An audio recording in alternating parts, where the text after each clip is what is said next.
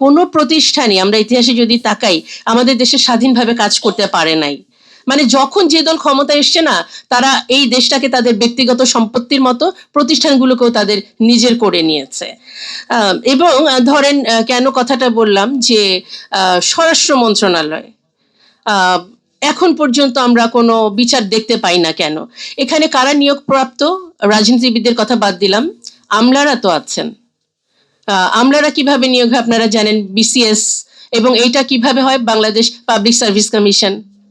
এখন আমি বলছি যে যখন রাজনীতি মানে সরকার প্রধান, তখন তারা সবগুলো প্রতিষ্ঠানকে তাদের নিজেদের করে নেন, তখন কি পাবলিক সার্ভিস কমিশনের পক্ষে সম্ভব যে স্বাধীনভাবে কোনো কাজ করা? তো যে কারণে আমলারা সে সরকারকে সমর্থন করে যান। এবং যদি আমি বলি যে পুলিশ ব্যবস্থা, আমরা পুলিশদেরকে কেন নীরব থাকতে দেখি? এখন জুলাইয়ের আন্দোলনটা কেন হলো? অধিকাংশ ছিল ছাত্রলীগ থেকে নিয়োগপ্রাপ্ত। এখন আবারও কোনো সরকার এসে যদি শুধু তার দলীয় অবস্থান থেকে পুলিশ নিয়োগ দেন, তাহলে কিন্তু পরিণতি যা হবার ঠিক তাই হবে। আপনারা কি আরেকটা প্রতিষ্ঠানের নাম শুনেছেন? দুর্নীতি দমন কমিশন।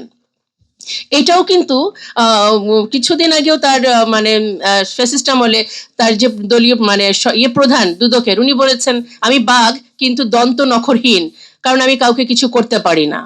সে ধরনের প্রতিষ্ঠান দিয়ে কিন্তু আসলে কোনো কাজ চলবে না। RICL TMX, যুগের পর যুগ স্থাপনা থাকে মজবুত। তাহলে আমাদের এখন যে নির্বাচন কমিশনগুলোর চেহারা আমরা এতদিন দেখেছি, মানে রেজাল্ট আগে থেকেই নির্ধারিত থাকতো, ব্যালট বক্স আগেই ভরা থাকতো, মানে নির্বাচনের প্রার্থীকে দেখা যেত কেন্দ্রে ঢুকতে দেওয়া হচ্ছে না, এবং প্রার্থীর কেউ যদি ঢুকতো তাকে হয় আহত অথবা নিহত হয়ে বের হতে হতো। আর আমরা তো নিরাপত্তার ভয়ে নির্বাচন কেন্দ্রে যাওয়াটাই ছেড়ে দিয়েছি। তো সেই জায়গাটাতে এবং মজার বিষয় হচ্ছে মনোনয়ন একটা বিষয়। রাজনৈতিক দলগুলো তারা তো নিজ দলের মধ্যেও যোগ্য নেতৃত্বের জন্য মনোনয়ন দেয় না। আপনারা যারা সম্মানিত সাংবাদিক বৃন্দ আছেন, আপনারা খেয়াল করবেন, তারাই মনোনয়ন পায় যারা অনেক টাকা দিয়ে সেটা কিনতে পারে। মনোনয়ন বাণিজ্য যেটা চলে, এবং এটা ছাড়াও আরো কিছু যোগ্যতা দরকার হয়, মানে পাওয়ার দরকার হয়। কয় ধরনের পাওয়ার? মানে যারা টাকা পাওয়ার নমিনেশন বাণিজ্যকে, কে সবচেয়ে বেশি টাকা দিতে পারবে, কে কত বড় সন্ত্রাসী, কে কার চেয়ে সূক্ষ্ম যোগ্যভাবে কানের পাশ থেকে গুলি করে প্রতিদ্বন্দ্বীকে ব্রেন এফোর করে দিতে পারবে, কে নির্বাচন কেন্দ্র দখল করতে পারবে।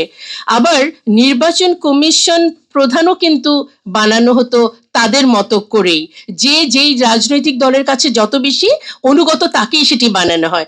যুগ যুগ ধরে আসলে আমরা বাংলাদেশে না, মনে হয় এক একটা সময় আমরা এক একটা রাজনৈতিক দলের নিয়ন্ত্রণে থাকছি। শুধু কি তাই, আপনার শিক্ষা প্রতিষ্ঠানগুলোর দিকে তাকান, ভাইস চ্যান্সেলর নিয়োগ হতো কিভাবে?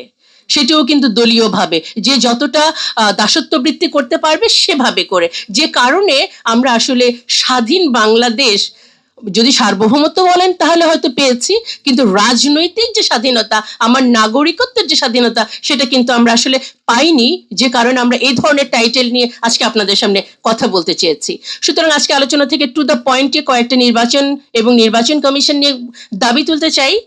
প্রথমত, আমরা স্বাধীন এবং নিরপেক্ষ নির্বাচন কমিশন চাই, যেখানে তাদের সদস্যরা হবে নিরপেক্ষ এবং সরকারি প্রভাবমুক্ত।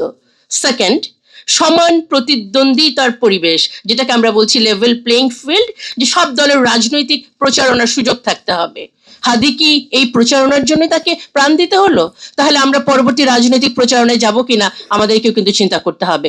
ভোটারদের নিরাপত্তা দিতে হবে, এবং সেটি ভয়ভীতি যেন না দেখানো হয়, এবং মানে নিরাপত্তা, ভোট দিতে যে আমি যাবো সেটা যেন আমি সুস্থ অবস্থায় ফেরত আসতে পারি। গোপন ব্যালট বাক্স তো থাকে, সেটি যেন প্রকৃতই গোপন থাকে, এবং সঠিক ভোটার তালিকা।